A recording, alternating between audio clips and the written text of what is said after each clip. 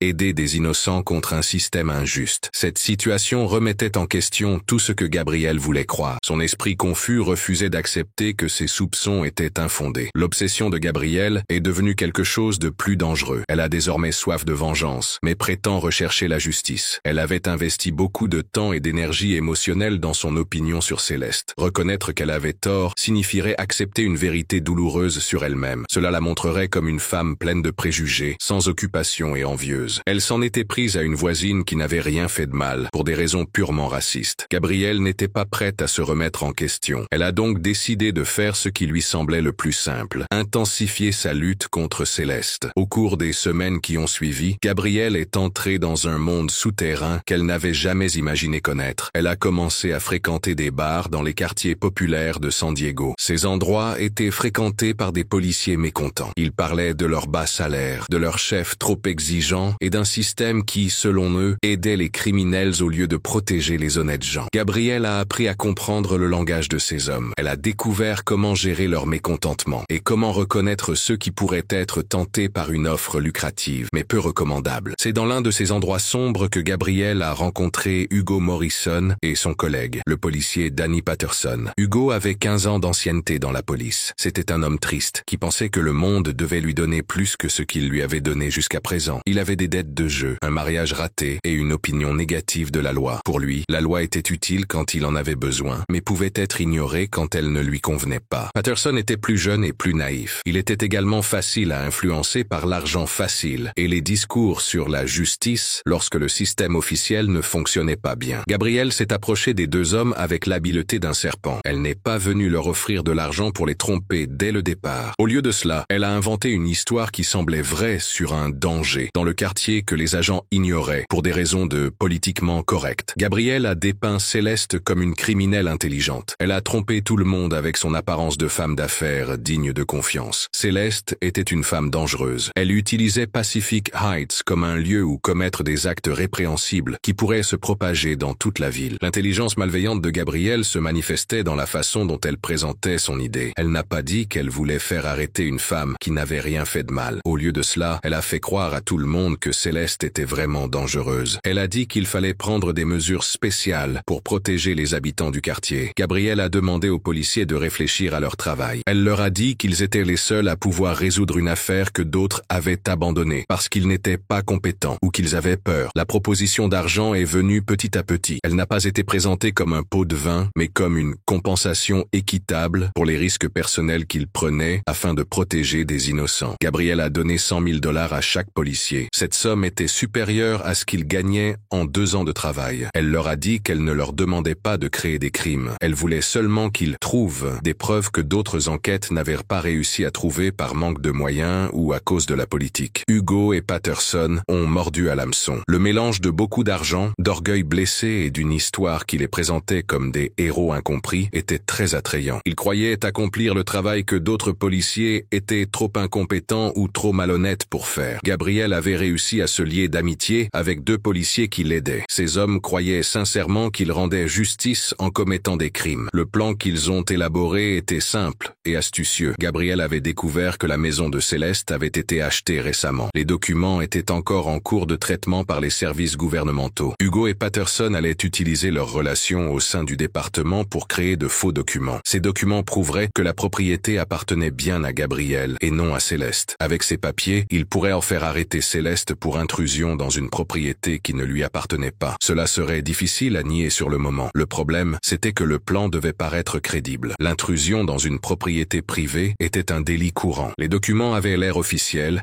et semblait provenir des autorités policières. Ce serait donc la parole de Céleste contre celle de 2 policiers en uniforme. Même si Céleste parvenait à prouver son innocence, le procès serait long, coûteux et humiliant. Gabrielle allait réussir à faire sortir Céleste de Pacific Heights, au moins pour un certain temps. Elle pourrait peut-être même y parvenir définitivement si elle réussissait à donner une mauvaise image de Céleste. Gabrielle donna aux policiers des informations complètes sur les habitudes de Céleste. Elle leur indiqua les meilleurs moments pour mener une opération. De plus, elle leur montra des croquis de la maison qu'elle avait réalisée en surveillant Céleste de près pendant des semaines. Elle s'était révélée être une excellente planificatrice de crimes. Elle a organisé toute l'opération avec une précision qui aurait surpris même des criminels expérimentés. La dernière rencontre entre Gabrielle et les 2 policiers a eu lieu dans un parking vide à la périphérie de San Diego. Là, elle leur a remis la moitié de l'argent qu'elle leur avait promis. L'argent était rangé dans des enveloppes épaisses. Cela montrait qu'elle était passée du statut de riche inactive à celui de criminelle criminel en action. Gabrielle ne voyait pas Hugo et Patterson comme des policiers, mais comme des moyens de se venger. Quand ils se sont séparés ce soir-là, Gabrielle a ressenti une joie étrange, à la fois excitante et effrayante. Elle avait franchi un point de non-retour. Elle était devenue quelque chose qu'elle n'aurait jamais imaginé être. Mais dans son esprit, rempli de préjugés et d'idées fixes, elle ne se considérait pas comme une criminelle. Elle pensait être une héroïne accomplissant ce que la justice officielle ne pouvait pas faire. Les jours qui suivirent leur rencontre dans le parking désert furent remplis d'un travail intense et clandestin. Cela transforma Hugo Morrison et Danny Patterson de policiers corrompus en faussaires qui savaient ce qu'ils faisaient. Hugo avait travaillé pendant 15 ans dans le système. Il connaissait tous les protocoles et toutes les procédures. Il savait également quelle partie pouvait être utilisée différemment. Désormais, cette connaissance approfondie des lois devenait un outil puissant pour un homme qui avait choisi de faire passer l'argent avant l'honnêteté. La première étape de l'opération consistait à accéder aux archives du service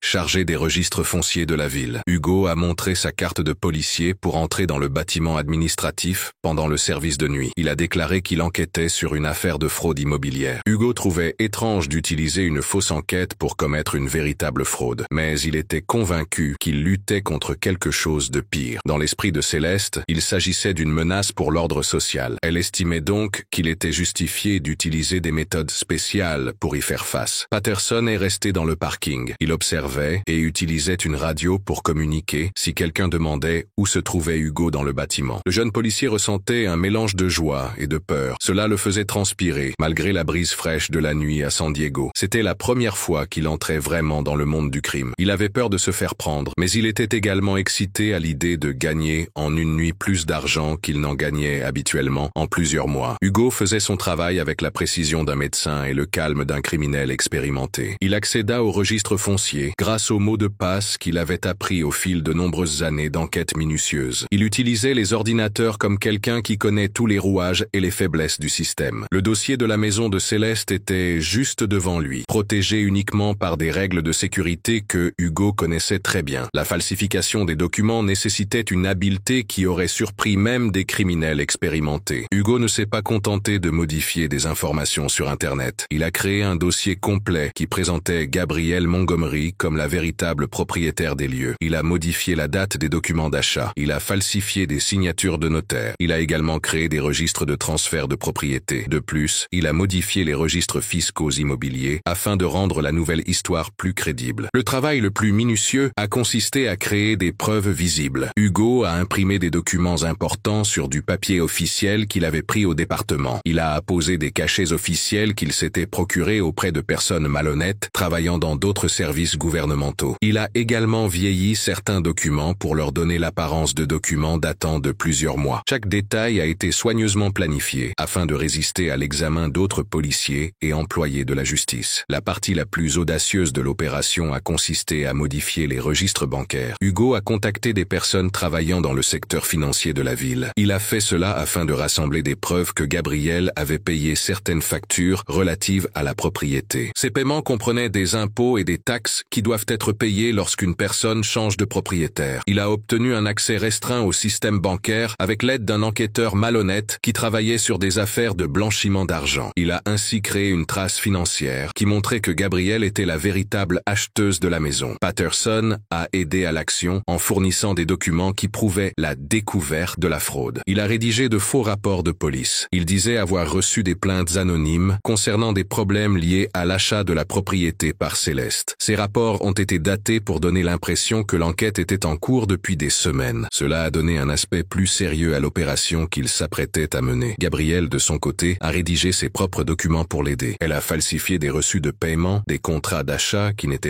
pas authentiques et même des lettres inventées de toutes pièces avec des agents immobiliers qui n'avaient jamais mis les pieds là-bas. Gabrielle était tellement prise dans son propre scénario criminel qu'elle parvenait à créer de faux documents avec l'assurance d'une personne qui croyait vraiment écrire décrire la vérité. Le plus effrayant dans cette situation était que les 3 personnes impliquées croyaient sincèrement qu'elles suivaient une version erronée de la loi. Hugo disait qu'il ne faisait que réparer une erreur de l'administration. Cette erreur avait permis à une criminelle d'acheter une propriété avec de l'argent illégal. Patterson croyait qu'ils aidaient une bonne communauté en la protégeant d'un danger réel. Gabrielle pensait qu'elle récupérait un endroit qui lui appartenait. Elle estimait que Céleste ne méritait pas de vivre à Pacific Heights. La préparation de l'opération a également nécessité beaucoup de temps. Hugo a observé la routine de Céleste pendant plusieurs semaines. Il voulait trouver le meilleur moment pour l'arrêter, lorsqu'elle serait seule et dans une situation vulnérable. Ils ont choisi un lundi matin. Ce jour-là, Céleste se préparait généralement pour aller travailler. C'était un moment où elle serait moins prête à se défendre et plus facile à surprendre. Hugo et Patterson ont également répété leur façon de travailler. Ils ont répété la conversation qu'ils allaient avoir. Ils ont également répété les étapes à suivre. De plus, ils ont réfléchi aux réponses qu'ils donneraient si Céleste posait des questions. Ils sont devenus les acteurs d'une pièce policière. Chacun a joué un rôle qui mélangeait sa véritable autorité en tant que policier et le fait de découvrir un crime en cours. La veille de l'opération, une dernière réunion a eu lieu entre les 3 conspirateurs. Ils se sont retrouvés dans un motel simple à la périphérie de San Diego. Hugo avait choisi cet endroit car il n'y avait pas de caméra de sécurité en état de marche. De plus, seuls des gens qui ne posaient pas de questions s'y rendaient. Là, ils ont revu chaque partie du plan. Ils ont vérifié les faux documents et confirmé les détails de l'opération. Gabrielle a donné le reste du paiement convenu. Elle a remis $100,000 en espèces qu'elle avait retirés de plusieurs comptes bancaires. Elle voulait ainsi éviter que quelqu'un ne remarque quelque chose d'anormal. L'argent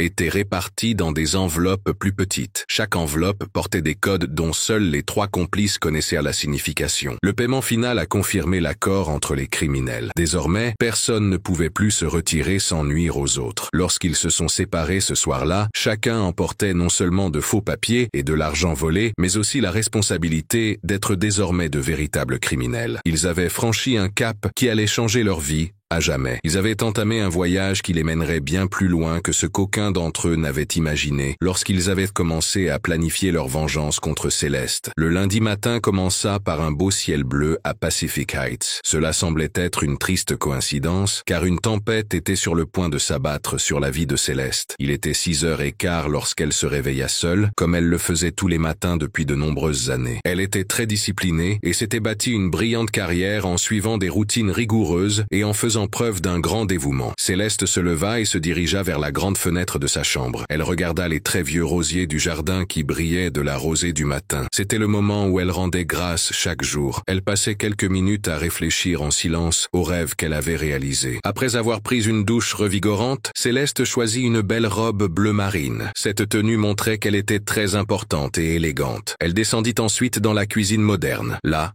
elle prépara son petit déjeuner. Il se composait de flocons d'avoine avec des fruits rouges et d'un espresso bien fort. Ce café lui donnerait l'énergie nécessaire pour affronter une nouvelle journée difficile à la tête de Williams Pet Care. Elle était en train de consulter ses emails sur sa tablette lorsqu'elle entendit des voitures arriver à toute vitesse près de chez elle. Le bruit semblait étrange dans le calme matinal de Pacific Heights. Le premier signe que quelque chose n'allait vraiment pas se produisit lorsqu'on entendit le bruit des portières de voitures se fermer en même temps. Puis, on entendit le bruit de pas lourds et fermes montant l'escalier en pierre qui menait à sa porte d'entrée. Céleste prit un air perplexe. Elle posa sa tablette sur la table de la cuisine et se dirigea vers la porte. Elle ne comprenait pas encore que sa vie allait changer du tout au tout à cause d'un complot qui se tramait depuis des semaines. Les coups frappés à la porte étaient si violents qu'ils faisaient trembler toute la maison. Ce n'étaient pas les coups polis d'un visiteur qui arrive le matin, ni même la manière sérieuse d'un représentant du gouvernement. C'étaient des coups violents, répétés, empreints d'une urgence qui fit battre le cœur de Céleste plus fort. « Appelez la police! Ouvrez la porte immédiatement !» cria un homme de l'autre côté, d'une voix ferme qui n'acceptait ni réponse ni doute. Céleste ouvrit la porte et vit Hugo Morrison et Danny Patterson. C'étaient les mêmes policiers qui, quelques semaines auparavant, avaient maltraité ses amis dans la rue près de chez elle. Mais cette fois, il y avait quelque chose de différent dans leur façon de s'exprimer. Il y avait une détermination froide et réfléchie qui n'était pas là lors de leur première rencontre. Hugo tenait un paquet de papiers plié dans sa main gauche. Sa main droite était appuyée sur les menottes qui étaient attachées à sa ceinture. Ce geste montrait clairement ce qu'il voulait faire. « Céleste, vous êtes en état d'arrestation pour être entrée sans autorisation dans un lieu privé et pour avoir falsifié des documents, dit Hugo d'une voix qui montrait son autorité et une joie qu'il essayait de cacher. Cette maison appartient à Madame Gabrielle Montgomery. Vous vivez ici sans en avoir le droit, car cette maison ne vous appartient pas. » Il ouvrit les documents et les montra comme s'il s'agissait de preuves irréfutables d'un crime découvert grâce à une enquête approfondie de la police. Céleste eut l'impression que tout autour d'elle s'était arrêté. Les mots d'Hugo résonnaient dans sa tête, mais ils n'avaient aucun sens. C'était comme s'il parlait une langue étrangère qu'elle ne comprenait pas. « Ce n'est pas possible, parvint-elle à dire, sa voix plus faible qu'elle ne le voulait. C'est ma maison. Je l'ai achetée en bonne et due forme. J'ai tous les papiers qui le prouvent. J'ai payé la totalité du prix en une seule fois. » Mais tandis qu'elle parlait, Céleste remarquait que ses arguments logiques n'avaient aucune importance pour les deux policiers. Patterson se plaça à droite de Céleste. Elle comprit immédiatement que cette manœuvre était une stratégie pour l'arrêter. « Madame, l'enquête a révélé que les papiers que vous avez présentés lors de l'achat étaient faux, » dit-il avec une certitude qui ne pouvait exister que s'il croyait vraiment ce qu'il disait. « Notre enquête montre que Madame Montgomery est la propriétaire de cette maison. Vous avez obtenu cette maison de manière illégale en utilisant de faux documents. » Céleste essaya de comprendre la confusion qui régnait. Comment était-il possible que Gabrielle Montgomery, une femme que Céleste connaissait à peine et qui ne l'aimait manifestement pas, soit considérée comme la propriétaire d'une maison que Céleste avait achetée avec l'argent gagné après des années de travail difficile? « Vous faites une grave erreur, » dit-elle en essayant de rester calme alors que l'inquiétude grandissait dans son cœur. « Je peux prouver que cette maison m'appartient. J'ai des contrats, des relevés bancaires et tous les documents nécessaires. » Hugo avait déjà les mains sur les menottes. Son visage s'assombrissait à chaque mot de Céleste. « Madame Williams, vous avez le droit de garder le silence. Tout ce que vous direz pourra être utilisé contre vous devant un tribunal. » La lecture des droits Miranda ressemblait à une condamnation pour Céleste. Chaque mot était prononcé d'un ton froid qui donnait à sa vie l'apparence d'une simple procédure administrative. Lorsque les menottes froides se refermèrent sur les poignets de Céleste, elle ressentit une honte plus grande que tout ce qu'elle avait jamais éprouvé dans sa vie. Elle avait créé une entreprise qui valait 50 millions de dollars. Cette entreprise avait donné du travail à de nombreuses personnes. Elle avait été reconnue dans des magazines économiques comme l'une des meilleures femmes d'affaires du pays. À présent, elle était arrêtée comme une criminelle de droit commun devant la maison qui symbolisait tout ce qu'elle avait accompli. Le trajet jusqu'à la voiture de police lui a semblé interminable. Céleste pouvait sentir les regards de ses voisins à travers les rideaux entr'ouverts. Il voyait sa transformation d'une femme d'affaires respectée en une personne soupçonnée d'un crime. Chaque pas qu'elle faisait en descendant l'escalier en pierre était différent. Le jour du déménagement, elle avait gravi cet escalier avec fierté. À présent, cette descente était un cauchemar qu'elle ne comprenait pas bien. Gabrielle Montgomery observait tout depuis la fenêtre du deuxième étage. Elle était cachée derrière les rideaux en dentelle que lui avait offert son arrière-grand-mère. Son cœur battait à tout rompre, entre joie et anxiété, tandis qu'elle voyait son plan se réaliser. Céleste, arrêtée et placée à l'arrière d'une voiture de police, était exactement la scène que Gabrielle avait imaginée pendant des semaines de plans obsessionnels. Sur le chemin du commissariat, Céleste essayait de comprendre comment sa vie avait pu changer autant en quelques minutes. Elle pensait à son mari Peter. Il était en réunion au FBI à Washington, D.C. Il ne savait pas que sa femme était emmenée comme une criminelle dans les rues de San Diego. Elle pensait à ses employés. Ils allaient arriver au bureau de Williams Pet Care en s'attendant à trouver leur patronne. Mais ils ne savaient pas qu'elle traversait le moment le plus difficile de sa vie. Au poste de police, Céleste a été traitée comme n'importe quel suspect. Elle a été prise en photo par la police. Ensuite, ses empreintes digitales ont été relevées. Elle a également dû remplir des papiers qui ont transformé son identité en une série de chiffres et de codes criminels. Le policier de service, qui n'était pas impliqué dans l'affaire, traitait Céleste rapidement et sans émotion, comme s'il traitait de nombreux cas similaires chaque jour. Il ne se rendait pas compte qu'il contribuait à une grande injustice. L'endroit où Céleste a été détenue en attendant le début du procès était un endroit où elle n'aurait jamais imaginé vivre. Les murs en béton gris, les bancs métalliques glacés, l'odeur de désinfectant et le désespoir des gens, tout cela était très différent de l'environnement des beaux bureaux et des salles de réunion chic où elle avait l'habitude de travailler. Assise dans cette prison, Céleste a commencé à comprendre qu'elle n'était pas seulement confrontée à une accusation criminelle. Elle était victime d'une attaque constante contre son identité, ses réalisations et même sa vie à Pacific Heights. Quelqu'un avait planifié cette situation avec soin et intelligence. Cela montrait qu'il y avait beaucoup de réflexion et de ressources en jeu. La question qui ne cessait de lui trotter dans la tête était simple, mais très effrayante. Qui la détestait détestait suffisamment pour ruiner sa vie de manière aussi planifiée et cruelle. Peter Williams se trouvait dans une salle de réunion au 23e étage du bâtiment J. Edgar Hoover à Washington, D.C. Il participait à une réunion sur la sécurité du pays. Cette réunion retenait généralement toute son attention. Peter était directeur adjoint du FBI depuis 15 ans. Il avait appris à se concentrer intensément lors des réunions difficiles. Ces réunions portaient sur les menaces terroristes, les crimes en groupe et les problèmes de sécurité. Ces questions étaient importantes pour des millions de personnes vivant aux États-Unis. Ce lundi matin-là, il sentait que quelque chose n'allait vraiment pas. C'était un sentiment fort qu'il avait appris à ne jamais ignorer après de nombreuses années passées dans la police. Lorsque le téléphone de Peter vibra discrètement contre sa jambe pendant une présentation sur les cartels mexicains, il décida de ne pas répondre. Il pensa que l'appel concernait une question administrative qui ne nécessitait pas de réponse immédiate et pouvait être réglée plus tard, pendant la pause. Mais lorsque son téléphone a vibré à nouveau, puis une troisième fois peu après, il a regardé l'écran et a vu plusieurs appels manqués de Céleste. Son estomac s'est immédiatement noué. Céleste ne l'interrompait jamais pendant les réunions de travail importantes, sauf en cas d'urgence réelle. Peter a demandé à quitter la réunion. Il s'est rendu dans le couloir et a rappelé Céleste. Son cœur battait à toute vitesse. Au lieu d'entendre la voix familière de sa femme, il a entendu une voix masculine qu'il ne connaissait pas. La voix a dit « Commissariat central de San Diego. Ici l'agent Martinez ». La confusion qui régnait dans l'esprit de Peter s'est rapidement transformée en inquiétude. L'agent lui a dit que Céleste avait été arrêtée pour être entrée sans autorisation dans un lieu privé et pour avoir falsifié des documents. Elle avait utilisé son seul appel pour le contacter. La vie de Peter a complètement basculé à ce moment-là. Il travaillait au FBI depuis 22 ans. Au cours de cette période, il avait reçu de nombreux appels concernant des arrestations, des enquêtes et des crimes. Mais il n'avait jamais ressenti la douleur de savoir qu'un être cher avait été arrêté. Son esprit spécialisé dans les enquêtes criminelles s'est rapidement demandé comment Céleste, une femme d'affaires connue et sans casier judiciaire, pouvait faire face à des accusations aussi graves et étranges. Peter a annulé tous ses rendez-vous à Washington dès qu'il a pu. Il a pris le premier vol pour San Diego. Ce voyage, qui a duré 5 heures, a été le plus long de sa vie. Pendant le vol, il a essayé de contacter des collègues de la police californienne. Il voulait en savoir plus sur l'affaire Céleste. Il voulait également comprendre comment une situation aussi étrange avait pu se produire. Chaque appel qu'il passait révélait de nouveaux problèmes et soulevait de nouvelles questions sur la validité des accusations portées contre sa femme. Lorsque Peter est arrivé au commissariat central de San Diego, il était différent. Son apparence, habituellement très soignée, était négligée à cause de la précipitation et du stress. Ses costumes étaient toujours faits sur mesure. Ses cheveux étaient toujours bien coiffés. Son comportement montrait qu'il était quelqu'un capable de gérer des situations difficiles. À ce moment-là, il semblait être un homme désespéré. Il luttait contre des choses qu'il ne comprenait pas bien. Le commissaire James Rodriguez avait 25 ans d'expérience dans la police de San Diego. C'était un homme qui avait la réputation d'être honnête et d'appliquer la loi de manière équitable. Lorsque Peter lui a dit qu'il était directeur du FBI et mari de la suspecte, Rodriguez l'a traité avec le respect que son poste méritait. Cependant, il est resté ferme sur les règles légales à respecter, sans se soucier des relations politiques ou professionnelles des personnes impliquées. Directeur Williams, je comprends que vous soyez inquiet pour votre femme, a déclaré Rodriguez, assis derrière un vieux bureau métallique dans son bureau austère. Mais même si je sais que vous occupez un poste important au sein du FBI, je dois respecter les règles qui ont été établies. Les preuves présentées par les agents Morrison et Patterson sont importantes et doivent faire l'objet d'une enquête approfondie. Votre femme restera sous protection jusqu'à la première audience. Lors de celle-ci, un juge décidera s'il existe des motifs suffisants pour maintenir les accusations. Peter commença à ressentir une forte frustration qu'il ne comprenait pas bien. Tout au long de sa carrière, il avait travaillé dans un endroit où les gens respectaient son autorité et son expérience. Là-bas, ce qu'il disait était important dans les enquêtes et les opérations. À ce moment-là, en traitant des documents administratifs qui pourraient détruire la vie de Céleste, Peter se sentait totalement impuissant. Il se sentait comme une personne normale essayant de faire face à un système qui ne suivait ni la raison ni la justice. Commissaire Rodriguez, avec tout le respect que je vous dois, c'est très étrange, dit Peter, essayant de contenir la colère qui montait dans sa voix. Ma femme est une femme d'affaires réputée. Elle a créé une véritable entreprise en partant de rien. Elle a acheté cette maison avec de l'argent légal. Elle a tous les papiers de l'achat. Quelqu'un veut détruire sa vie et vous aider cette personne à le faire. Rodriguez resta professionnel, mais Peter vit dans les yeux du commissaire qu'il comprenait que la situation était étrange. Directeur Williams, je comprends vos préoccupations, mais les agents Morrison et Patterson ont présenté des preuves qui indiquent de sérieux problèmes dans l'achat de la propriété. Ils ont 15 ans d'expérience ensemble et sont respectés au sein du département. Je ne peux pas simplement ignorer des preuves à cause de ce que vous dites ou de votre position. Le souvenir des noms Morrison et Patterson rappela quelque chose à Peter. Il se souvenait que Céleste avait parlé d'une situation qui s'était produite quelques semaines auparavant. Des policiers avaient traité ses amis de manière agressive devant la maison. Peter commença à penser que le premier problème était lié à l'arrestation actuelle. Il pensa que cela faisait partie d'un schéma de persécution qui s'était développé et était devenu quelque chose de plus grave et de planifié. Peter passa les heures suivantes à essayer de comprendre les méandres du système judiciaire de la ville. Il parla à des avocats, vérifia les démarches à suivre et tenta de prendre rendez-vous avec Céleste. Chaque difficulté qu'il rencontrait ne faisait qu'accroître sa frustration. Il était de plus en plus convaincu que des personnes mal intentionnées cherchaient systématiquement à détruire la vie de sa femme. Quand il a enfin pu voir Céleste dans la salle de visite du commissariat, Peter a senti son cœur se serrer. Sa femme, qui est généralement très forte et confiante, semblait petite et fragile dans son uniforme orange de prisonnière. Ses yeux, qui brillaient habituellement d'intelligence et de joie, étaient ternes et ne comprenaient pas ce qui se passait. Céleste avait été à la tête d'une entreprise valant 50 millions de dollars. En quelques heures, elle s'était retrouvée en prison. Ce changement était si difficile qu'elle essayait encore de comprendre tout ce qui s'était passé. « Peter, je ne comprends pas ce qui se passe, » dit Céleste, la voix tremblante malgré ses efforts pour rester calme. « Quelqu'un a falsifié des documents pour prouver que j'ai volé ma propre maison. Comment est-ce possible? Comment peut-on inventer des mensonges sur des crimes et utiliser la loi pour détruire la vie d'innocents? » Peter prit les mains de Céleste posées sur la table métallique froide qui les séparait. Il sentait la frustration brûler dans son cœur comme un feu. « Céleste, je vais découvrir qui fait ça. Je vais utiliser toutes les ressources du FBI. Je vais utiliser tous mes contacts. Je vais utiliser toute l'influence que j'ai acquise au cours de mes 15 années de carrière. Celui qui vous fait ça souffrira énormément pour chaque instant de douleur qu'il vous a causé, Céleste. » Mais même en faisant ces promesses, Peter savait qu'il avait de sérieux problèmes devant lui. Le FBI ne pouvait pas s'impliquer dans des affaires relevant de la responsabilité locale sans une bonne raison. Il ne pouvait pas non plus utiliser les ressources du gouvernement pour des enquêtes personnelles, car cela aurait pu enfreindre les règles éthiques et mettre fin à sa carrière. Peter était déchiré entre son travail et son amour pour Céleste. Il voyait le système qu'il avait aidé à mettre en place pendant de nombreuses années être utilisé pour faire du mal à la personne qui comptait le plus pour lui. L'audience préliminaire devait avoir lieu le lendemain. Peter passa toute la nuit à travailler avec les avocats pour préparer la défense de Céleste. À chaque heure qui passait, il était de plus en plus convaincu que les méthodes habituelles ne suffiraient pas pour faire face à un plan aussi complexe et malveillant. Peter Williams, qui avait toujours eu une carrière très brillante, commença à penser qu'il devrait peut-être agir en dehors de la loi pour garantir que justice soit faite. Le tribunal du comté de San Diego était bondé ce mardi matin. L'atmosphère était tendue et il semblait y avoir une énergie particulière dans l'air entre les vieux bancs en bois. Céleste entra dans la salle d'audience accompagnée de 2 huissiers. Elle portait un tailleur gris que son avocat lui avait apporté pour remplacer l'uniforme orange de la prison. Même dans les moments les plus difficiles de sa vie, Céleste se tenait debout et digne. Elle affichait la force qu'elle avait acquise au fil des années passées à se battre dans les affaires. Cependant, ses yeux trahissaient la fatigue d'une nuit blanche passée à essayer de comprendre comment sa vie avait basculé dans un cauchemar juridique. Peter était assis devant, juste derrière la table des avocats. Il serrait les genoux avec force tout en regardant sa femme être traitée comme une criminelle ordinaire. Au cours de ses années au FBI, Peter avait assisté à de nombreux procès, mais il n'avait jamais ressenti la douleur de voir un être cher traité comme un accusé dans le système judiciaire. Chaque étape bureaucratique et chaque règle juridique que je pensais importante pour maintenir l'ordre dans la société me semblait désormais être une forme de torture destinée à humilier et à détruire une personne qui n'avait rien fait de mal. Le juge Harold Pemberton avait 28 ans d'expérience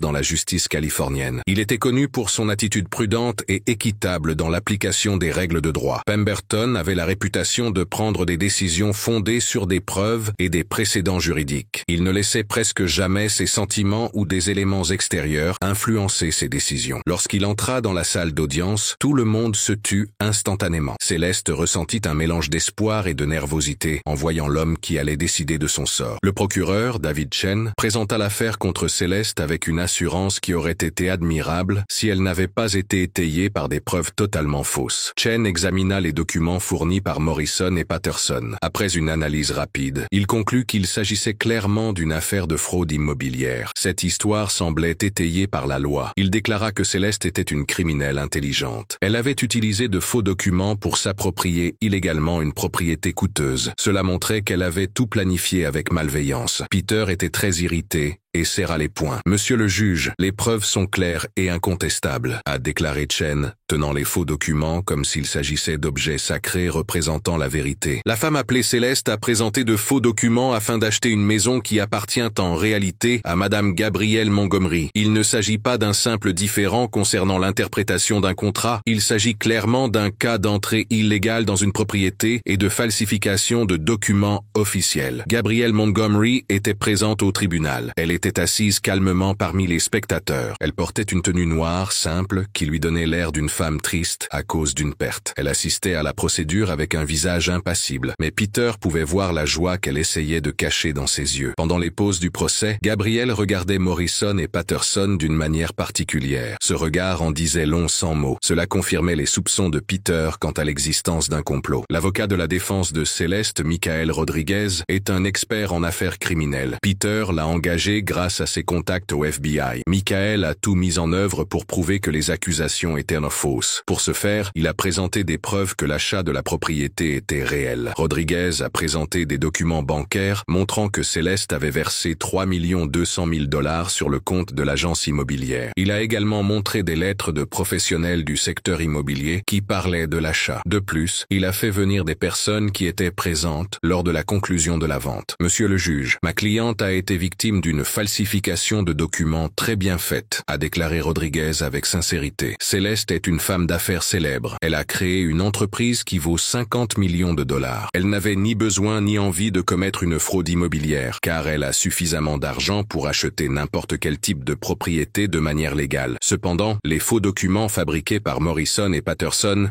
étaient meilleurs que les preuves authentiques de Céleste. Les faux documents ont été fabriqués à l'aide de systèmes officiels et de cachets authentiques. Cela les rendait plus vrais et plus fiables que des documents personnels tels que des contrats de vente et des relevés bancaires. Morrison et Patterson ont parlé avec une telle assurance que seuls ceux qui croient vraiment à leurs propres mensonges pourraient le faire. Ils ont raconté une enquête minutieuse qui a révélé qui était le véritable propriétaire de la maison. Officier Morrison, pouvez-vous dire à la cour comment vous avez découvert ces irrégularités, a demandé le procureur Chen, donnant à Morrison l'occasion de se mettre en valeur. Bien sûr, monsieur le procureur, a répondu Morrison avec l'assurance d'un policier expérimenté, présentant des preuves évidentes. Nous avons reçu une plainte anonyme faisant état de problèmes potentiels dans l'achat et la vente de biens immobiliers. Notre enquête a révélé des différences importantes dans les documents de propriété. En approfondissant nos recherches, nous avons découvert que les documents appartenant à Madame Montgomery avaient été modifiés ou remplacés lors de la vente, qui était frauduleuse. Patterson a confirmé les dires de Morrison avec des informations qui semblaient vraies pour quiconque ne connaissait pas les techniques de falsification utilisées. Les deux hommes avaient créé une histoire si bien ficelée et si complexe que même des avocats très expérimentés se laissaient tromper par la qualité des faux documents. Le moment le plus triste du procès a été lorsque Céleste a dû prendre la parole pour se défendre. Elle s'est exprimée de manière claire et précise, comme une cadre supérieure habituée à faire des présentations devant des investisseurs et des directeurs. Elle a expliqué en détail comment elle avait acheté la maison et pourquoi elle avait décidé de déménager à Pacific Heights. Elle a également déclaré qu'il était absurde qu'elle ait commis les crimes dont elle était accusée. Monsieur le juge, j'ai bâti mon entreprise à partir de rien en 10 ans de travail acharné, a déclaré Céleste d'une voix claire et forte malgré la tension qu'elle ressentait. J'ai noté tout ce que j'ai gagné en dollars. Chaque achat et chaque vente sont consignés. Tous les détails de ma vie financière sont clairs et peuvent être vérifiés. Cela n'a aucun sens pour moi de risquer tout ce que j'ai construit pour commettre une fraude qui n'est pas nécessaire. Le système judiciaire fonctionne avec des preuves écrites, pas avec des raisonnements ou des suppositions. Les faux documents présentés par Morrison et Patterson semblaient authentiques car ils portaient le cachet d'un organisme officiel. Le juge Pemberton, suivant les règles et les décisions antérieures, a dû accorder plus de crédit aux documents de la police qu'aux arguments logiques de la défense. La décision du juge Pemberton fut brève. C'était un mauvais signe signe que Peter remarqua immédiatement. Lorsque Pemberton revint dans la salle d'audience, il semblait sérieux et professionnel. Il ne montra aucun sentiment alors qu'il s'apprêtait à prononcer une peine qui allait ruiner la vie d'une personne innocente. Après avoir examiné attentivement toutes les preuves qui ont été présentées, a commencé Pemberton, sa voix résonnant dans le silence de la salle, ce tribunal décide que les preuves corroborent les accusations portées contre l'accusé Céleste. Les documents officiels présentés par les agents Morrison et Patterson indiquent clairement que la propriété appartient légalement à Madame Gabrielle Montgomery. Céleste a senti ses genoux fléchir lorsqu'elle a entendu les paroles du juge. Peter s'est levé machinalement. Il semblait vouloir aider à réparer l'injustice dont il était témoin. L'avocat Rodriguez secoua la tête, incrédule. Il savait qu'ils avaient été battus par un plan plus intelligent que tout ce qu'il avait vu en 20 ans de carrière dans le domaine pénal. Pemberton a poursuivi. Céleste, vous serez puni pour être entré sans autorisation et pour avoir falsifié des documents. Le juge a décidé que vous devrez payer une amende de 100 000 $. De plus, vous perdrez la propriété et la Mercedes-Benz qui sont à votre nom. Elle devra également passer 1 an dans une prison de l'État de Californie. Le marteau du juge frappa la table comme un coup de feu. Cela confirmait que la vie que Céleste s'était construite était finie. Gabrielle Montgomery sourit légèrement, heureuse. Morrison et Patterson se regardèrent avec satisfaction. Peter ressentit une profonde tristesse dans son cœur. Il avait perdu confiance dans le système judiciaire auquel il avait eu recours toute sa vie d'adulte. Les mots de Céleste restèrent dans la tête de Peter comme un coup de poing dans le ventre qui ne cessait de lui faire mal. Pendant les 3 jours qui suivirent le procès, il resta seul dans le bureau qu'il avait installé dans la chambre d'amis de la maison que Céleste avait perdue. Il était entouré de nombreuses piles de papier, de photos et de notes. Ces documents commençaient à former une carte complexe de l'intrigue qui avait ruiné la vie de sa femme. Peter avait demandé un congé sans solde au FBI. Il avait invoqué des raisons personnelles importantes. Mais en réalité, il passait tout son temps à mener une enquête privée qui le rendait très angoissé. La première différence que Peter remarqua concernait le temps. Les documents fournis par Morrison et Patterson indiquaient que Gabrielle Montgomery avait commencé à acheter la propriété 6 mois avant Céleste. Cependant, les registres que Peter avait pu consulter grâce à des amis du FBI montraient que Gabrielle n'avait effectué aucun achat important pendant cette période. Ce qui rendait la situation encore plus étrange, c'était que les comptes bancaires de Gabrielle ne présentaient aucune transaction susceptible d'expliquer l'achat d'une maison valant 3 200 000 $. Peter a examiné les détails de la documentation comme un détective très attentif. Il a utilisé son expérience pour examiner chaque signature, chaque cachet et chaque date sur les documents qui avaient incriminé Céleste. Il a découvert que de nombreuses signatures qui semblaient authentiques provenant de personnes du notaire présentaient de petits détails indiquant qu'elles étaient fausses. Il y avait de petites différences dans la pression du stylo et dans la façon dont les lettres étaient écrites que quelqu'un qui sait bien copier aurait pu oublier. Ce qui était le plus révélateur, c'était la manière dont les personnes avaient accédé aux systèmes gouvernementaux lorsque les faux documents avaient été fabriqués. Peter a utilisé son poste dans la sécurité fédérale pour vérifier les entrées dans les bases de données des registres fonciers. Il a découvert que le compte d'Hugo Morrison avait été utilisé à des heures inhabituelles pendant la nuit. À ces heures-là, il y avait peu d'employés au travail pour remarquer des activités suspectes. Les recherches de Peter portent désormais sur la vie privée et les finances de Morrison et Patterson. Peter a découvert, grâce à ses contacts dans le milieu des enquêtes financières, que les 2 policiers avaient effectué d'importants dépôts sur leur compte bancaire après l'arrestation de Céleste. Ces dépôts étaient supérieurs à leur salaire et avaient été effectués de manière à ne pas déclencher d'alerte pour transactions suspectes. Les habitudes de dépenses de Morrison en disaient long sur lui. Il a remboursé des dettes de jeu qu'il avait depuis des années. Il a acheté une nouvelle voiture et a également effectué d'importants travaux de rénovation dans sa maison. Patterson était plus discret, mais il a tout de même fait des achats et des investissements bien supérieurs à ce qu'il pouvait officiellement se permettre. Pour un enquêteur aussi expérimenté que Peter, ses habitudes étaient des preuves évidentes d'un gain d'argent illicite récent. Peter a commencé à étudier Gabrielle Montgomery de plus près. Il a découvert qu'elle était une femme qui avait eu une vie facile, mais qui ressentait également une tristesse croissante face au changement de la société qui allait à l'encontre de ses idées. Peter a discrètement discuté avec les voisins et les employés de Pacific Heights. Il s'est ainsi fait une idée de Gabrielle. Il a trouvé qu'elle était une personne obsessionnelle, pleine de préjugés et de plus en plus instable. Le grand changement s'est produit lorsque Peter a pu consulter les relevés téléphoniques de Gabrielle. Il l'a fait dans le cadre d'une enquête fédérale qui se déroulait au même moment sur des événements étranges dans le quartier. Les relevés montraient de nombreux appels entre Gabrielle et Morrison dans les semaines précédant l'arrestation de Céleste. Cette façon de communiquer n'avait aucun sens confiance, à moins qu'il ne complotait quelque chose de louche. Peter passa de nombreuses nuits blanches. Il examina minutieusement chaque détail de l'intrigue. Peter établit une chronologie précise des événements qui avaient ruiné la vie de Céleste. Il trouva le moment exact où Gabriel avait pris contact avec Morrison pour la première fois. Il suivit les rencontres que les conspirateurs avaient eues en personne et découvrit même le motel où ils s'étaient réunis pour finaliser les détails de leur plan. La preuve la plus solide est venue d'un endroit où personne ne s'y attendait. Les caméras de sécurité d'une banque près du motel où Gabriel, Morrison et Patterson se sont rencontrés. Peter a obtenu l'accès aux enregistrements grâce à une ordonnance du juge qu'il a obtenue par l'intermédiaire de ses contacts au sein du gouvernement. Les images montraient clairement les 3 conspirateurs entrant et sortant des lieux à des heures qui coïncidaient exactement avec les étapes de la planification de l'opération. Avec de nombreuses preuves à rassembler pour monter un dossier fédéral contre le complot, Peter a dû prendre une décision importante. Il pouvait suivre la voie légale officielle, qui prendrait du temps et donnerait aux conspirateurs la possibilité de détruire les preuves ou de s'enfuir, ou il pouvait affronter Morrison directement pour obtenir des aveux qui permettraient de libérer Céleste immédiatement. Le choix de Peter a été influencé par une dernière découverte effrayante. Gabriel envisageait de mettre en œuvre une nouvelle partie de son plan contre Céleste. Des écoutes téléphoniques ont révélé des conversations sur la nécessité de finir le travail et de s'assurer que Céleste ne puisse jamais revenir à Pacific Heights. Peter a compris que l'arrestation de Céleste n'était que le début d'un plan de destruction plus vaste. C'est à ce moment-là que Peter a décidé de faire quelque chose qui allait changer sa vie à jamais. Il allait affronter Morrison de front, en utilisant des moyens qui enfreignaient toutes les règles légales qu'il avait suivies pendant 15 ans au FBI. Peter est devenu un justicier parce qu'il aimait quelqu'un qui comptait plus que les règles et la morale. Peter choisit Morrison comme première cible. Il savait que, parmi les 3 personnes impliquées, le policier expérimenté était à la fois le plus faible émotionnellement et le plus important pour mettre fin au complot. Morrison se sentait coupable de ses actes d'une manière que Gabriel ne ressentait pas. Il jouait un rôle important dans le plan, ce qui faisait de lui la personne la plus importante pour aider à faire changer la condamnation de Céleste. Le plan de Peter était simple et très efficace. Il voulait kidnapper Morrison. Ensuite, il l'emmènerait loin et lui poserait des questions. Peter utiliserait des méthodes apprises lors d'opérations antiterroristes. L'objectif était d'obtenir des aveux complets de Morrison. Peter comprenait qu'il passait d'un côté à l'autre. Il devenait un criminel pour lutter contre d'autres criminels. L'injustice dont Céleste avait été victime avait détruit sa confiance dans la loi. Cette loi avait été son fondement tout au long de sa carrière. Peter passa plusieurs jours à observer le quotidien de Morrison. Il trouva des moments où le policier serait seul et pourrait être abordé. Il fit appel à 3 soldats des forces spéciales qui avaient travaillé avec lui lors de missions secrètes. Ces hommes étaient de plus loyaux envers Peter qu'envers les règles de la mission qu'ils allaient accomplir. La préparation de l'enlèvement a nécessité une organisation de type militaire. Il fallait des voitures difficiles à repérer. Il y avait également du matériel de communication sécurisé. De plus, ils ont choisi un endroit isolé dans la forêt. Ainsi, Morrison pourrait être interrogé sans que personne ne vienne les déranger. Peter est devenu commandant. Il planifiait une action militaire contre des ennemis qui se trouvaient dans le pays. Il a utilisé les compétences qu'il avait acquises en combattant des terroristes ailleurs. Maintenant, il affrontait des policiers corrompus dans sa propre ville. La veille de l'opération, Peter rendit une dernière visite à Céleste en prison. Il était sur le point de se lancer dans une aventure qui pourrait lui coûter son travail et sa liberté. Il regarda sa femme dans les yeux et y vit de l'amour et de la gratitude. Il comprit également qu'elle savait, sans qu'il ait besoin de lui dire, qu'il allait tout sacrifier pour obtenir la justice que le système officiel ne lui avait pas rendue. Céleste n'avait pas besoin de savoir tout ce que Peter pensait. Elle pouvait lire dans ses yeux la détermination d'un homme qui avait décidé que certaines injustices ne pouvaient être réparées que par des moyens qui dépassaient la loi. L'opération a débuté un jeudi à 22h45. Hugo Morrison sortait d'un bar fréquenté par des policiers à la retraite, dans un quartier isolé de San Diego. Peter et son groupe avaient passé une semaine à observer les habitudes de Morrison. Ils avaient découvert que c'était le meilleur moment pour agir. Morrison était seul et un peu ivre, car il buvait le soir pour oublier la culpabilité de ses actes. Il marchait dans une rue peu éclairée, où il était difficile de trouver des gens pour voir ce qui se passait. Le sergent Michael Torres, spécialiste des opérations spéciales, attendait au volant d'une camionnette noire aux vitres teintées. Il avait travaillé avec Peter lors de 3 missions en Afghanistan. À côté de lui, le caporal David Chen, qui n'est pas apparenté au procureur, vérifiait les appareils de communication qui devaient rester secrets. Ces appareils devaient permettre à l'opération de passer inaperçue au système de surveillance de la police locale. À l'arrière, le soldat James Rodriguez, qui avait déjà travaillé dans des endroits dangereux, organisait le matériel qui allait servir à emmener Morrison sans laisser de traces. Peter voyait Morrison s'approcher à l'aide de jumelles qui lui permettaient de voir dans l'obscurité. Il ressentait un mélange d'émotion et de dégoût pour ce qu'il s'apprêtait à faire. Pendant 15 ans au FBI, Peter avait combattu les criminels en utilisant des moyens légaux et justes. Il avait toujours respecté les règles, même lorsqu'il avait été confronté à des terroristes et à des assassins. L'injustice dont Céleste avait été victime avait brisé quelque chose d'important en lui. Cela l'avait transformé en une personne qu'il n'aurait jamais pensé pouvoir devenir. À présent, il était prêt à recourir à la violence hors la loi pour obtenir la justice que le système ne lui avait pas rendue. Lorsque Morrison est arrivé à l'endroit convenu, Torres a accéléré lentement et le van s'est arrêté à côté du policier corrompu. Rodriguez a sauté par la portière latérale comme un animal sauvage. Il a attrapé le bras de Morrison et l'a immobilisé avant qu'il ne puisse crier ou se débattre. L'enlèvement s'est déroulé de manière très organisée. Morrison a été tiré à l'intérieur du van. Il a été bâillonné et ligoté en moins de 15 secondes. Tout s'était passé si vite que personne n'aurait pu remarquer de détails importants, même si quelqu'un avait tout vu. L'endroit était une cabane de chasseurs abandonnée. Elle se trouvait à 2 heures de San Diego, au milieu de la forêt nationale de Cleveland. Peter avait trouvé cet endroit à l'aide de cartes qui indiquaient qu'il était très isolé. Seuls ceux qui savaient où chercher pouvaient y arriver. La cabane avait été utilisée pour des entraînements militaires il y a de nombreuses années. Peter connaissait cet endroit comme sa poche. Il connaissait chaque recoin de la cabane, chaque sortie et chaque moyen d'utiliser l'espace. Pendant le trajet, Morrison a connu des moments de peur et de colère. Il a essayé d'utiliser son pouvoir de policier pour effrayer les personnes qui l'avaient arrêté. « Vous ne savez pas à qui vous avez affaire » a-t-il crié, la bouche fermée. « Je suis policier depuis 15 ans. Quand vous saurez qui je suis, vous finirez en prison pour le reste de votre vie. » Les menaces de Peter semblaient faibles et désespérées. C'était particulièrement vrai lorsqu'il se retournait sur le siège avant. À ce moment-là, Morrison voyait le visage du directeur du FBI. Il avait déjà vu cet homme à la prison de Céleste. Une fois arrivé à la cabane, Peter demanda à ses hommes de se préparer à interroger Morrison. Ils allaient utiliser des méthodes apprises dans le cadre de la lutte contre le terrorisme. Morrison fut attaché à une chaise en métal au milieu de la pièce principale. Il était sous une lumière vive qui éclairait une partie de la pièce, tandis que le reste était plongé dans l'obscurité. Cette configuration avait pour but de le désorienter et de l'effrayer. Il s'agissait de techniques psychologiques que Peter avait déjà vues utilisées contre des terroristes. Il ne voulait pas donner d'informations sur les attaques qu'il prévoyait. Peter se tenait debout juste en face de Morrison. Sa grande silhouette cachait un peu la lumière et donnait une impression de danger, faisant déglutir le policier corrompu. « Vous allez me dire tout ce que vous savez sur le complot contre ma femme, Hugo Morrison, » dit Peter. Sa voix trahissait ses nombreuses années d'expérience dans les enquêtes et le sang-froid de quelqu'un qui avait déjà interrogé des tueurs professionnels. « Vous allez me dire qui a élaboré le plan, comment ils ont copié les documents, combien d'argent ils ont gagné et quelle sera la prochaine étape du plan. » Morrison tenta de paraître innocent, mais cette apparence disparut rapidement lorsque Peter commença à montrer les preuves. Peter lui a montré des photos de Morrison entrant dans le motel où il avait rencontré Gabrielle. Il lui a également présenté des relevés bancaires indiquant des dépôts suspects. De plus, il avait des preuves provenant de l'ordinateur qui montraient que Morrison avait accédé à des systèmes gouvernementaux en dehors des heures normales de travail. Chaque preuve a été présentée avec l'attention d'un enquêteur de police qui monte un dossier solide. « Écoutez-moi bien, Morrison », a poursuivi Peter. Sa voix était froide et fit instinctivement reculer le policier. « J'ai des preuves qui peuvent ruiner votre vie, votre travail et votre liberté. J'ai des notes sur tous les appels que vous avez passés à Gabrielle Montgomery. J'ai également des photos de vous deux ensemble et des preuves que des documents ont été falsifiés. Vous avez 2 choix. Vous pouvez dire la vérité maintenant et peut-être vous en sortir plus facilement. Ou vous pouvez continuer à mentir et voir jusqu'où je suis prêt à aller pour protéger ma famille. » La résistance de Morrison commença à faiblir lorsque Peter lui dit qu'il était au courant de ses problèmes de jeu, de ses dettes auprès de personnes qui lui faisaient payer des intérêts élevés et de son manque d'argent. Cela le fit se sentir faible et facile à manipuler par Gabrielle. Peter avait établi un profil psychologique détaillé de Morrison. Il savait exactement quelle pression exercer pour que Morrison abandonne, sans avoir recours à la violence. « Tu n'es pas né pour être un criminel, Morrison », lui dit Peter,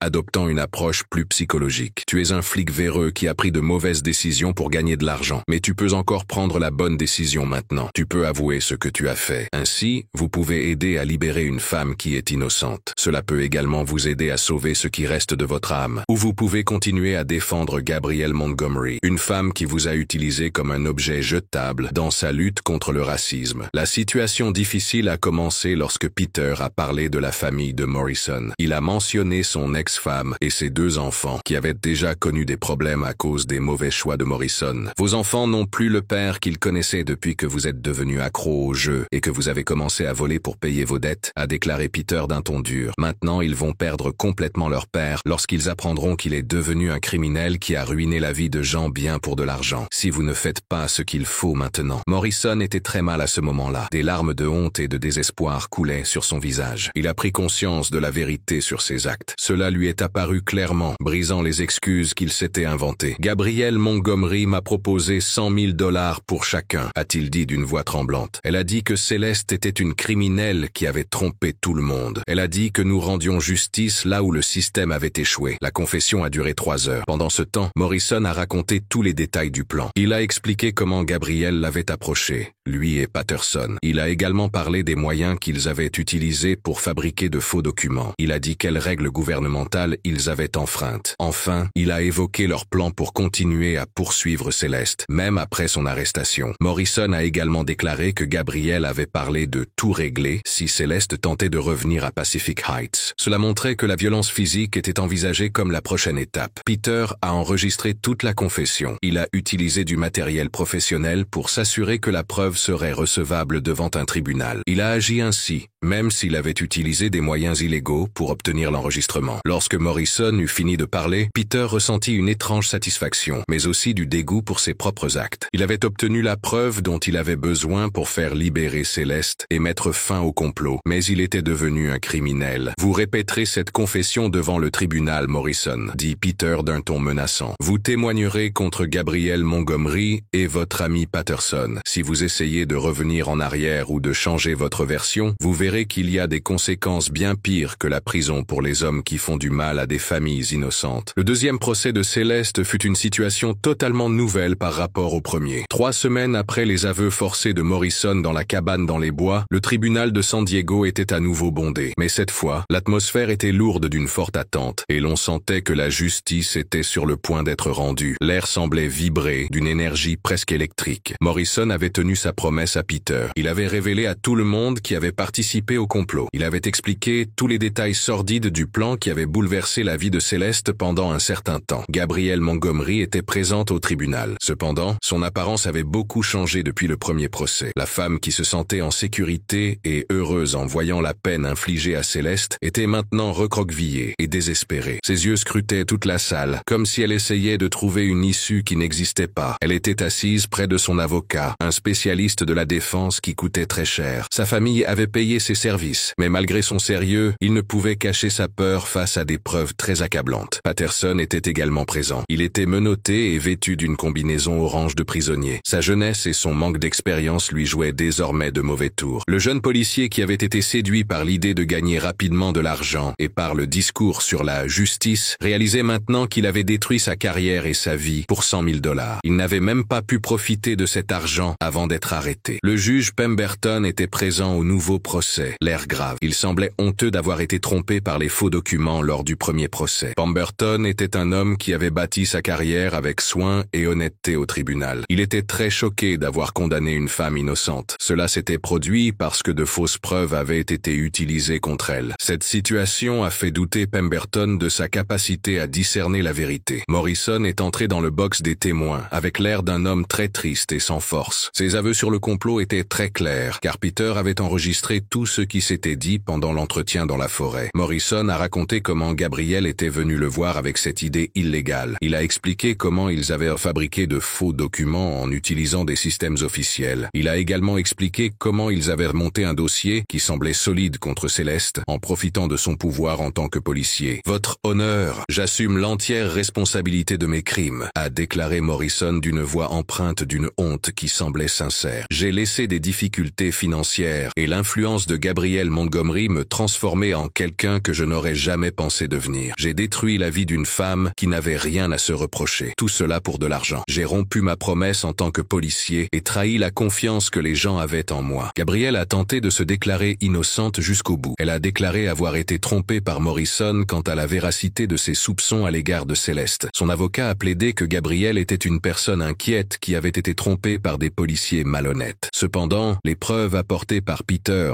ont rendu cette histoire impossible à croire. Peter a fourni au procureur de nombreuses preuves qui révélaient tous les détails du complot. Il a remis des relevés téléphoniques montrant plusieurs appels entre Gabrielle et Morrison. Il a également montré des photos de leur rencontre secrète et des documents bancaires attestant des paiements frauduleux. De plus, il avait des enregistrements audio dans lesquels Gabrielle parlait de ce qu'elle ferait dans sa campagne contre Céleste. Le moment le plus difficile pour Gabrielle est arrivé lorsque Peter a parlé des preuves qu'il avait trouvées lors de sa propre enquête. En tant que chef du FBI, son témoignage avait beaucoup d'importance. Peter a présenté chaque preuve avec la précision d'un enquêteur qui a passé toute sa vie à démanteler des groupes criminels. Les preuves montrent que Gabrielle Montgomery a planifié un complot complexe motivé par le racisme et la jalousie, a déclaré Peter. Il a regardé Gabrielle pendant qu'il parlait. Elle a dépensé beaucoup d'argent pour acheter des personnes travaillant dans le domaine de la justice, fabriquer de faux documents gouvernementaux et ruiner la vie d'une femme innocente. La seule erreur de cette femme a été de réussir dans une communauté où Gabrielle pensait qu'elle n'avait pas sa place. La peine de Gabrielle a été sévère, 10 ans de prison. Elle a été reconnue coupable de complot, de corruption d'agents publics, de falsification de documents et de plusieurs autres chefs d'accusation graves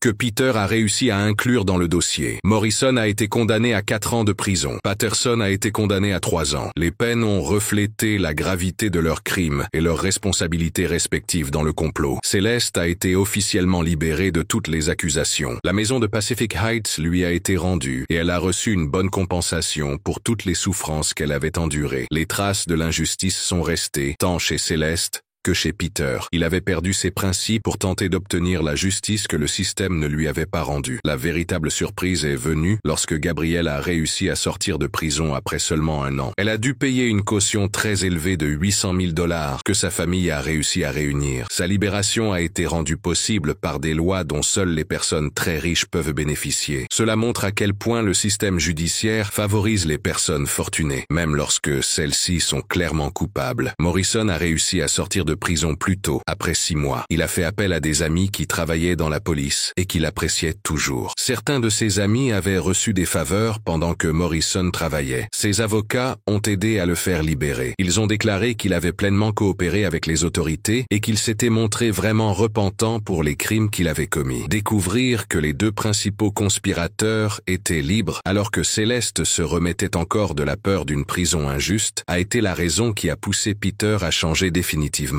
Le système judiciaire qu'il avait loyalement aidé avait encore échoué. Il avait laissé des criminels riches et influents échapper à une véritable punition pour leurs actes. Gabrielle et Morrison se sont rencontrés en secret dans un restaurant tranquille à la périphérie de San Diego. Cela s'est passé 2 semaines après la libération de Morrison. La colère et le désir de vengeance qu'ils éprouvaient tous deux à l'égard de Peter s'étaient transformés en une haine mutuelle. Cette haine était si forte qu'ils ne pensaient plus aux conséquences juridiques de leurs actes passés. Il a détruit nos vies, a déclaré Gabrielle avec colère et fermeté. Peter Williams a utilisé des moyens illégaux pour nous nuire. Il a bafoué nos droits garantis par la Constitution. Il a agi comme un garde hors la loi. Si le système ne te punit pas pour tes erreurs, alors nous devons rendre justice nous-mêmes. Morrison, triste d'avoir perdu son respect et d'être désormais considéré comme un criminel, était très déterminé à se venger de Peter. Sa haine grandissait non seulement à cause de l'humiliation qu'il avait subie, mais aussi parce qu'il avait réalisé que Peter l'avait blessé psychologiquement lors de l'interrogatoire dans la forêt. Peter avait utilisé des méthodes qui avaient laissé des traces émotionnelles indélébiles. Le plan qu'ils avaient élaboré était simple et cruel. Ils voulaient prendre Peter par surprise alors qu'il rentrait du travail. Ils utiliseraient des armes que Morrison pouvait encore se procurer grâce à des amis qui travaillaient dans la police. L'objectif était d'en finir une fois pour toutes avec le danger que Peter représentait pour leur vie et leur liberté. C'était un plan élaboré par désespoir et par haine, mais il avait une chance de mettre fin une fois pour toutes à la vengeance qui avait commencé à cause de l'idée fausse de Gabriel. Le piège se referma un mardi pluvieux de novembre. Peter rentrait d'une réunion au bureau du FBI à San Diego. Il était 20h30. La pluie légère qui avait commencé en milieu d'après-midi rendait les routes de montagne menant à Pacific Heights glissantes et dangereuses. Peter conduisait sa voiture de fonction dans le brouillard qui s'épaississait. Il repensait aux événements des derniers mois. Il avait connu des changements importants qui avaient bouleversé sa vie. Auparavant, il était un agent de la loi respecté. À présent, il était devenu un justicier travaillant dans l'ombre. Morrison et Patterson avaient choisi un endroit isolé sur la route 67. Cette route traversait des collines boisées. Dans cette zone, les accidents de voiture étaient fréquents et n'étaient généralement pas enquêtés de manière approfondie. Ils étaient accompagnés de 2 policiers corrompus que Morrison avait appelés grâce à ses contacts dans le milieu criminel. Ces hommes avaient besoin d'argent et étaient prêts à commettre des actes répréhensibles pour une bonne somme. L'attaque a commencé lorsque Peter a vu des lumières approcher rapidement dans le rétroviseur. Grâce à son expérience sur le terrain, il a immédiatement reconnu cette manœuvre comme une situation dangereuse et bien planifiée. Avant qu'il n'ait pu réagir, des coups de feu ont retenti dans la nuit pluvieuse. Les balles ont brisé la vitre arrière de la voiture et crevé les pneus avec une précision qui montrait qu'il y avait un plan derrière tout cela. Peter a accéléré sans réfléchir, mais les pneus crevés et la route mouillée l'ont gêné. La voiture a dérapé dans le virage. Elle a quitté la route et a dévalé la pente raide. Elle a ensuite heurté violemment un arbre très vieux. Le choc a été très violent. La voiture a été complètement détruite et Peter s'est retrouvé coincé entre le métal déformé et le verre brisé. Peter était confus, mais il savait encore ce qui se passait. Il réussit à sortir des débris de la voiture et courut vers la forêt pleine d'arbres qui entourait la route. Il était blessé. Une côte était cassée et il avait une profonde entaille au bras gauche. Cependant, son expérience de la survie dans des endroits dangereux l'avait préparé à ce genre de situation. Peter profita de l'obscurité de la forêt et de sa capacité à se cacher pour disparaître avant que Morrison et les autres ne sachent qu'il avait échappé à l'accident. Le sentier dans la forêt sous la pluie battante fut un défi qui mit à rude épreuve les limites du corps et de l'esprit de Peter. Il saignait de partout. Il ne voyait pas bien à cause d'une blessure à la tête. La pluie froide pénétrait ses vêtements déchirés et le refroidissait considérablement. Peter avait survécu à des situations plus difficiles lors de missions militaires. Il était déterminé à protéger Céleste et à se venger de ceux qui l'avaient attaqué. Cette volonté le poussait à continuer d'avancer, même si chaque pas lui était douloureux. C'était presque le matin, alors que Peter était très fatigué et déshydraté, qu'il entendit au loin le bruit d'une tronçonneuse résonner entre les arbres. Suivant le bruit avec ses dernières forces, Peter trouva une cabane rudimentaire. Là, un homme qui semblait avoir environ 60 ans coupait du bois pour se préparer à l'hiver qui approchait. Ruben Vasquez était un ancien soldat de la guerre du Vietnam. Il avait décidé de vivre seul dans les montagnes. Cela s'était produit après de nombreuses années passées à essayer de faire face à des problèmes que les gens autour de lui ne comprenaient pas et ne pouvaient pas aider. Lorsque Ruben a vu Peter sortir de la forêt, ressemblant à un fantôme blessé, il a tout de suite compris qu'il s'agissait d'un homme qui avait traversé une épreuve difficile et qui avait besoin d'aide, sans question ni jugement. Au cours des 3 jours qui ont suivi, Ruben a pris soin de Peter avec l'habileté d'une personne qui a déjà soigné des blessures de guerre dans des conditions très rudimentaires. Il a nettoyé et recousu les blessures de Peter. Il a immobilisé sa côte cassée à l'aide d'objets improvisés. Il lui a également donné des antibiotiques qu'il avait gardés pour soigner des blessures antérieures. Mais surtout, Ruben a donné à Peter quelque chose qu'il n'avait pas ressenti depuis des mois, la présence d'un ami qui ne le jugeait pas et une compréhension sereine entre 2 hommes qui connaissaient les moments difficiles de la nature humaine. « Tu n'as pas besoin de me dire ce qui s'est passé », a déclaré Ruben le 2e soir, alors qu'il mangeait un repas simple près du feu. « Je peux voir dans tes yeux que tu mènes un combat que le système ne peut pas gagner. Je suis déjà passé par là, mon frère. Parfois, il faut faire des choses que la loi n'autorise pas pour garantir la justice véritable. » Peter trouva en Ruben non seulement quelqu'un qui l'aida physiquement, mais aussi la confirmation que les décisions qu'il avait prises et celles qu'il allait prendre étaient les bonnes. Ruben avait déjà connu des problèmes similaires pendant la guerre. Il avait été confronté à des situations où obéir aux ordres officiels signifiait laisser se produire de graves injustices. Il avait également compris que faire ce qui était juste exigeait d'agir sans suivre les règles. Le 3e jour, lorsque Peter a pu repartir, il a fait une promesse à Ruben. Il lui a dit « Un jour, quand tout cela sera terminé, je te remercierai pour ta gentillesse. Tu m'as non seulement sauvé la vie, mais tu m'as aussi aidé à garder ma santé mentale et ma confiance en les gens bien. » Peter est revenu dans la société, à nouveau transformé. Non seulement il portait les marques de la violence qu'il avait subie, mais il était aussi plus fort, car il comprenait que ses ennemis étaient prêts à le tuer pour garder leur secret. La tentative de de piège avait balayé tous ses doutes quant à la nécessité de recourir à des mesures drastiques pour protéger sa famille et se venger de ceux qui avaient tenté de la détruire. Peter a utilisé des ressources de l'armée américaine qu'il avait obtenues par l'intermédiaire d'amis travaillant dans les forces spéciales. Il a planifié un enlèvement qui ferait passer la capture précédente de Morrison pour un jeu d'enfant. L'opération a été menée par un groupe de 12 soldats d'élite. Ils ont utilisé du matériel militaire moderne et ont suivi un plan. Ce plan visait à faire disparaître Hugo Morrison à jamais de la société américaine. L'enlèvement de Morrison s'est déroulé avec beaucoup de précautions, par une nuit sans lune. Cela s'est produit alors que l'ancien policier quittait la maison d'un ami à la périphérie de la ville. Morrison a été arrêté, on lui a administré un somnifère et il a été emmené sur un bateau caché. Ce bateau devait l'emmener dans une prison privée située sur une île lointaine des Caraïbes. Cette prison n'était pas officiellement reconnue, mais elle servait à détenir des personnes que le système judiciaire normal ne pouvait pas juger correctement. Le voyage de 12 jours en mer était un moyen d'oublier. Il a conduit Morrison dans un endroit où il resterait pour toujours. Dans cet endroit, il était loin de la société qui l'avait changé et des personnes qui l'avaient blessé. La prison insulaire était contrôlée par un groupe international. Ce groupe s'occupait de situations que les gouvernements ne pouvaient pas résoudre. C'était un endroit qui se situait entre la loi et la nécessité. Il existait pour aider à résoudre les problèmes qui dépassaient les lois de chaque pays. Lorsque Céleste fut enfin libérée de toutes les accusations et reçut une compensation pour les souffrances qu'elle avait endurées, Peter l'accueillit chez lui. Il souriait et son sourire trahissait une satisfaction à la fois profonde et étrange. « Il ne menacera plus jamais notre famille, dit-il. » Il n'expliqua pas comment il avait obtenu cette sécurité pour toujours. Céleste regarda son mari dans les yeux. Elle y vit de l'amour et de la tendresse. Mais elle remarqua également une tristesse qui n'existait pas avant que l'intrigue qui avait, pendant un temps, détruit leur vie ne prenne fin. Elle comprit naturellement que Peter avait changé pour toujours. Il avait donné une partie importante de lui-même pour rétablir la justice que la loi n'avait pas su rendre. Quelques mois plus tard, lorsque Peter eut un peu de temps libre du FBI et proposa un voyage en Colombie, Céleste accepta avec un mélange de joie et de tristesse. Ils avaient besoin de s'éloigner de tout ce qui avait bouleversé leur vie. Ils avaient besoin d'un nouveau départ dans un endroit où personne ne connaissait leur passé. Ainsi, ils pourraient essayer de retrouver une vie normale. Alors qu'ils survolaient la mer vers un avenir inconnu, Peter et Céleste portèrent des cicatrices que personne ne pouvait voir. Ces cicatrices ne guériraient jamais complètement. Les préjugés de Gabrielle Montgomery avaient créé un cycle de violence et de désir de vengeance. Cela avait changé toutes les personnes impliquées. Cela avait montré que certaines injustices laissent des traces indélébiles, même lorsque justice est finalement rendue.